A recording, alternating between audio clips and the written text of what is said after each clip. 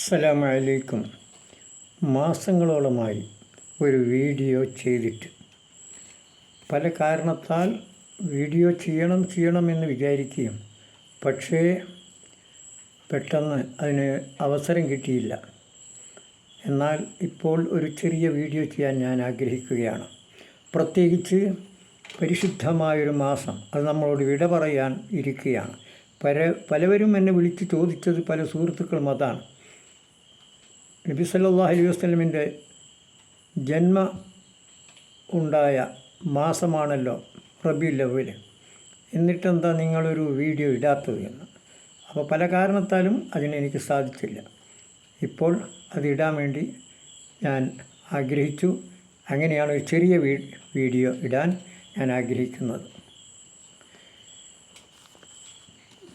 अस्सलाम वालेकुम. क़ैस दुनिया चा चढ़ा है या मोहम्मद मुस्तफ़ा, क़ैस दुनिया चा चढ़ा है या मोहम्मद मुस्तफ़ा, दीन के मारुक बता है या मोहम्मद मुस्तफ़ा.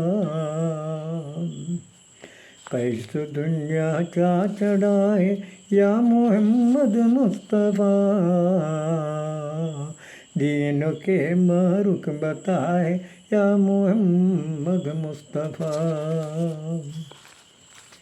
अम्दहुमन सब्ब नूरन हामिद रब्बी उदनिय फतना, आइल समा सर सर लैल दन दन मिन रहमान. अम्दहुमन सब्ब नूरन हामिद रब्बी उदनिय वदना, आइल समा सर सर लैल दन दन मिन रहमान.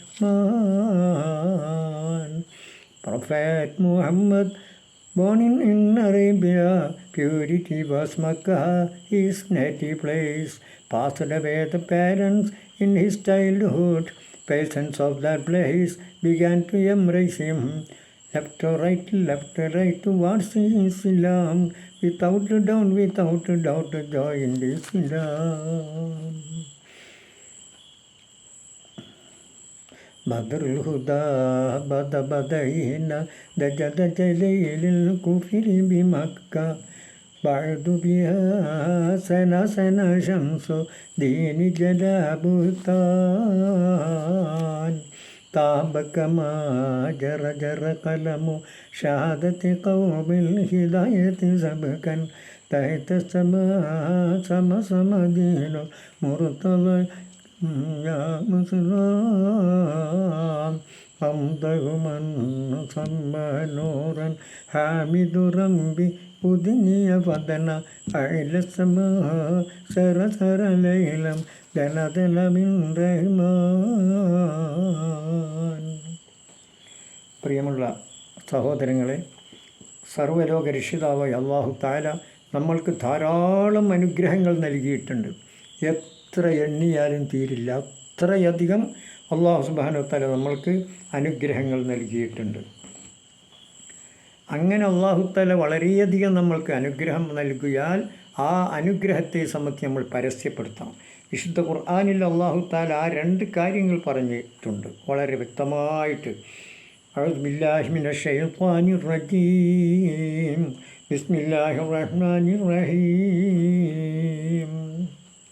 ലഖദ് മന്നല്ലാഹു അലൽ മുഅ്മിനീന ഇദ് ബഅസ ഫീഹിം റസൂലാ.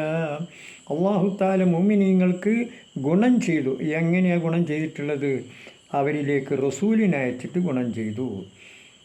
മറ്റൊരു സ്ഥലത്ത് പറയുന്നു, ഹുവല്ലദീ അർസല റസൂലഹു ബിൽ ഹുദാ വദീനിൽ ഹഖ്. എങ്ങനത്തെ അല്ലാഹുവാണ് അവൻ്റെ റസൂലിനെ അയച്ചു, നേർമാർഗവുമായിട്ട് സത്യമായ ദീനുമായിട്ട് അയക്കുകയുണ്ടായി. അപ്പോൾ അല്ലാഹു തആല നമ്മൾക്ക് ചെയ്ത ഏറ്റവും വലിയ അനുഗ്രഹം ഏതാണെന്ന് ചോദിച്ചാൽ അത് നബി സല്ലല്ലാഹു അലൈഹി വസല്ലമിനെ അയച്ചിട്ട് മനുഷ്യരുടെ ജീവിത രൂപം, ആ കർമ്മപദ്ധതി എന്താണെന്ന് പഠിപ്പിച്ചു തന്നതാണ്. അപ്പോൾ അതാണ് ഏറ്റവും വലുത്. ആ നല്ല കാര്യത്തെപ്പറ്റി നമ്മൾ എപ്പോഴും പരസ്യം ചെയ്യേണ്ടതാണ്. നമുക്കറിയാമല്ലോ, ഇന്ന് പരസ്യത്തിൻ്റെ കാലഘട്ടമാണ്. വളരെയധികം ഏതൊരു സാധനത്തിനും പരസ്യം എത്രത്തോളം ചെയ്യുന്നുണ്ടോ അതനുസരിച്ചാണ് അതിൻ്റെ ഡിമാൻഡ് ഉണ്ടാവുക. അപ്പോൾ ലോകത്ത് ഏറ്റവും നമ്മൾ പരസ്യം ചെയ്യേണ്ടത് ബഹുമാനപ്പെട്ട അഷ്റഫുൽ ഖൽഖ് സല്ലല്ലാഹു അലൈഹി വസല്ലം തങ്ങൾ പഠിപ്പിച്ച പരിശുദ്ധ ദീനിനെ സംബന്ധിച്ചാണ് ഏറ്റവും അധികം നമ്മൾ പരസ്യം ചെയ്യേണ്ടത്. അതുകൊണ്ടാണ് റബീഉൽ അവ്വൽ മാസത്തിൽ ആ അനുഗ്രഹത്തെ നമ്മൾ പരസ്യം ചെയ്യുന്നുണ്ട്. അല്ലാഹു തആല പറഞ്ഞു എന്ത്? വഅമ്മാ ബിനിഅമത്തി റബ്ബിക ഫഹദ്ദിസ്, നിങ്ങൾക്ക് അല്ലാഹു തആല ചെയ്തു തന്ന നിഅമത്തിനെ പറ്റി നിങ്ങൾ എടുത്തു പറയുക എന്ന്. അപ്പോൾ നബി സല്ലല്ലാഹു അലൈഹി വസല്ലമയെ അല്ലാഹു തആല നമ്മൾക്ക് നൽകിയെന്നും നബി സല്ലല്ലാഹു അലൈഹി വസല്ലം പരിശുദ്ധമായ ദീനിനെ ഇവിടെ പ്രബോധനം ചെയ്തു.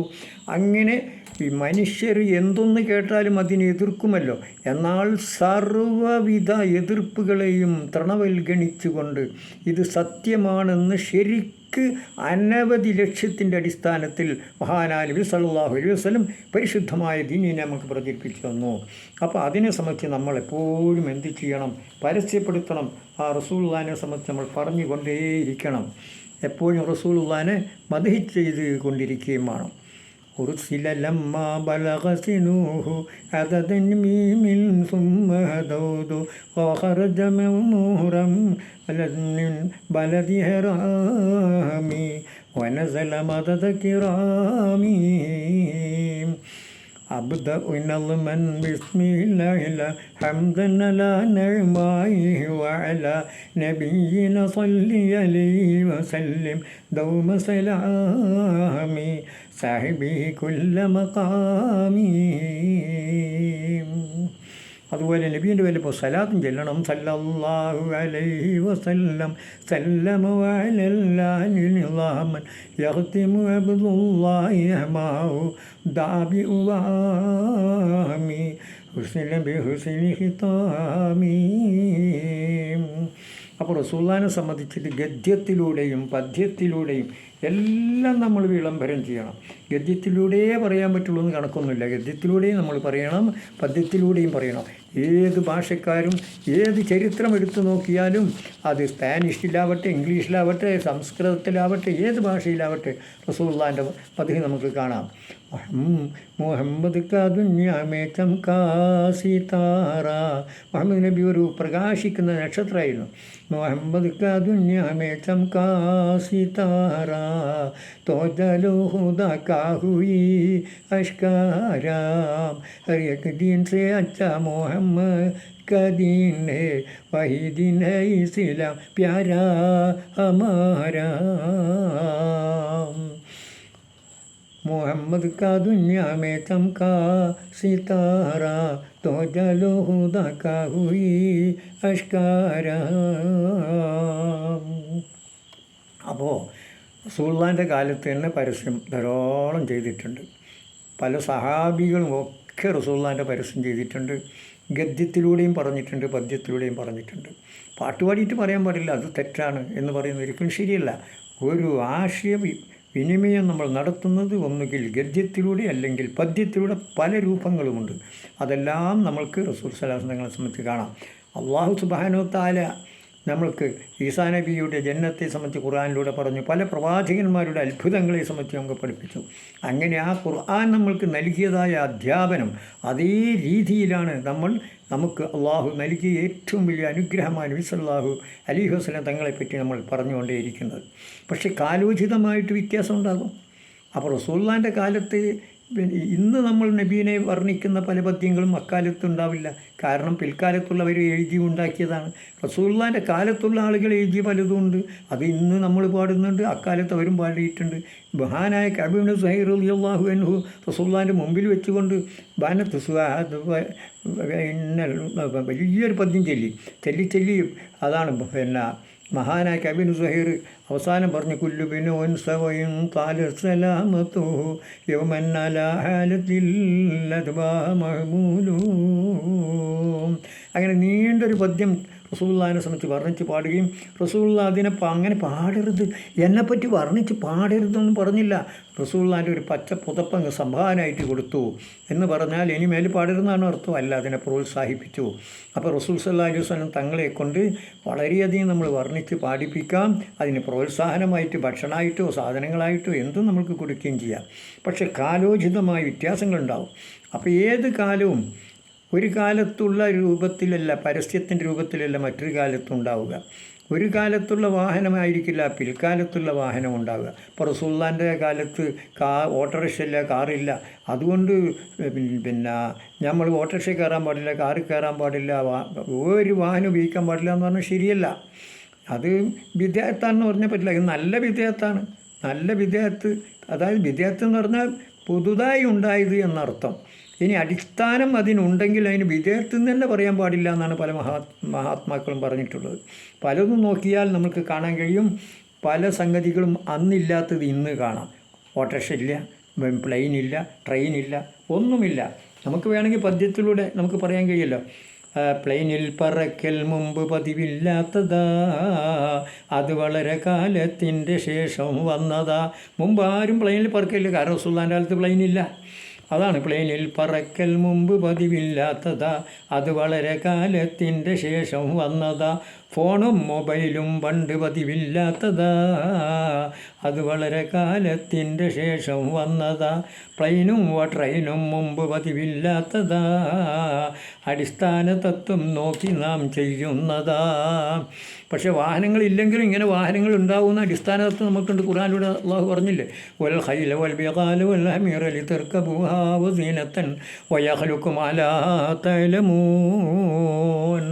അള്ളാഹു തആല കുതിരകളെയും തട്ടുകുതിരകളെയും കോവർ കഴുതകളെയൊക്കെ നിങ്ങൾക്ക് സൃഷ്ടിച്ചു തന്നു. എന്നാൽ ഇത് മാത്രമല്ല ലോകത്ത് വാഹനമായിട്ടുള്ളത്. വയഖ്ലുഖു, ഇനി അള്ളാഹു സൃഷ്ടിക്കും, മാ ലാ തഅലമൂൻ, നിങ്ങൾക്കറിയാത്തത്. ആ കാലത്ത് സഹാബികൾക്ക് ഒട്ടകത്തിനെ പറ്റി അറിയാം, അതുപോലെ കുതിരകളെ പറ്റി അറിയാം, അതിൻ്റെ മേൽ യാത്ര ചെയ്യുന്ന അവർ വാഹനമായി ഉപയോഗിച്ചു എന്നത് അവർക്കറിയാം. എന്നാൽ പിൽക്കാലത്ത് അള്ളാഹു പറയുന്നു, വയഖ്ലുഖു, ഇനി അള്ളാഹു സൃഷ്ടിക്കും, മാ ലാ തഅലമൂൻ. അക്കാലത്ത് ആളുകളോട് സഹാബികളോടും റസൂലുള്ളാഹിനോട് പറയുക, നിങ്ങൾക്കറിയാത്ത വാഹനം ഏതാ, അവർക്കറിയാത്ത വാഹനം ഏതാ? ഇന്ന് കാണുന്നതൊക്കെ തന്നെ.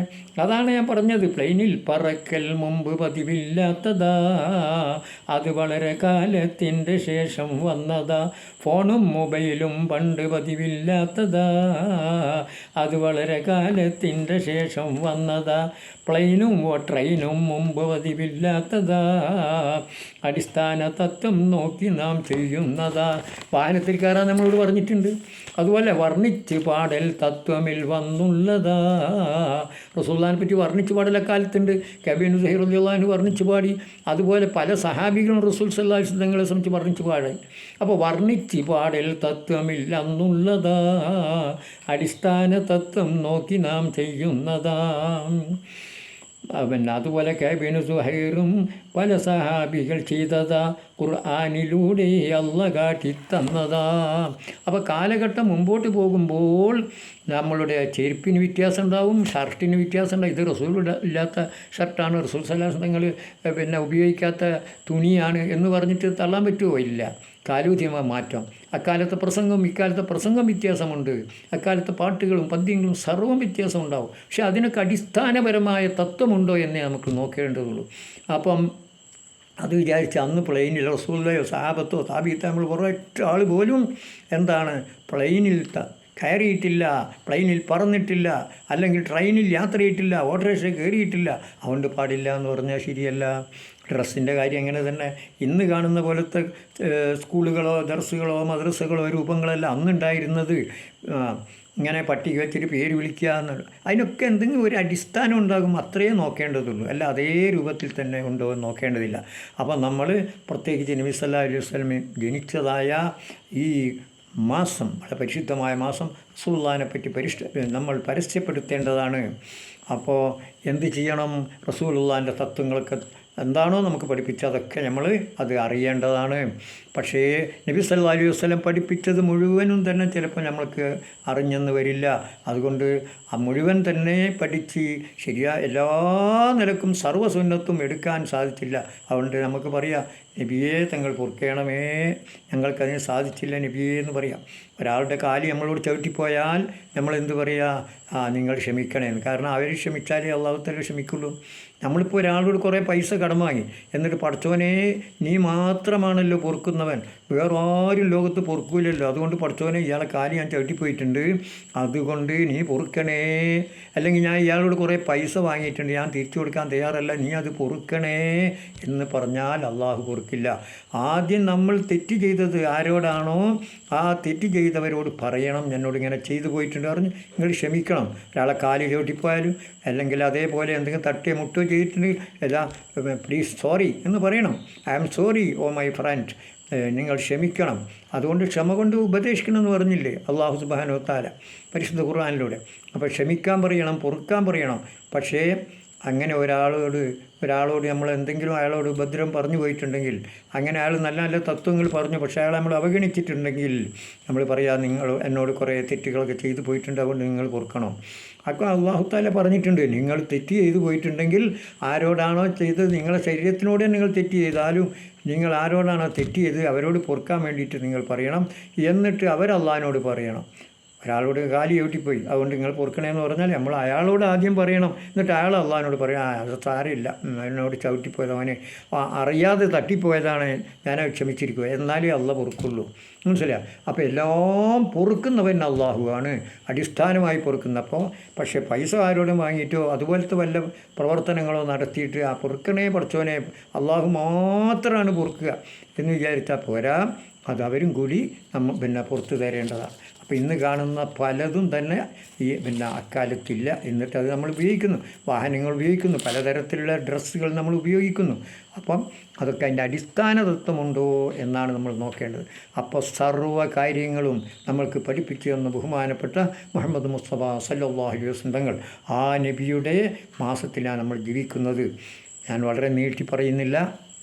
അതുകൊണ്ട് എല്ലാം റസൂൽ സല്ലല്ലാഹു അലൈഹി വസല്ലം തങ്ങൾ എന്തെല്ലാമാണ് നമുക്ക് പഠിപ്പിച്ചത്, ആ കാര്യങ്ങൾ പഠിക്കുകയും മനസ്സിലാക്കുകയും ശ്രദ്ധിക്കുകയും ജീവിതത്തിൽ പകർത്തുകയും ചെയ്യേണ്ടതാണ്. അള്ളാഹു അതിന് നമുക്ക് തൗഫീക്ക് ചെയ്തു തരട്ടെ. അള്ളാഹു അവയെല്ലാം പ്രവർത്തിക്കാൻ നമുക്ക് തൗഫീക്ക് ചെയ്യട്ടെ എന്ന് പറഞ്ഞ് എൻ്റെ ഈ കൊച്ചു പ്രസംഗം ഞാനിവിടെ അവസാനിപ്പിക്കുന്നു.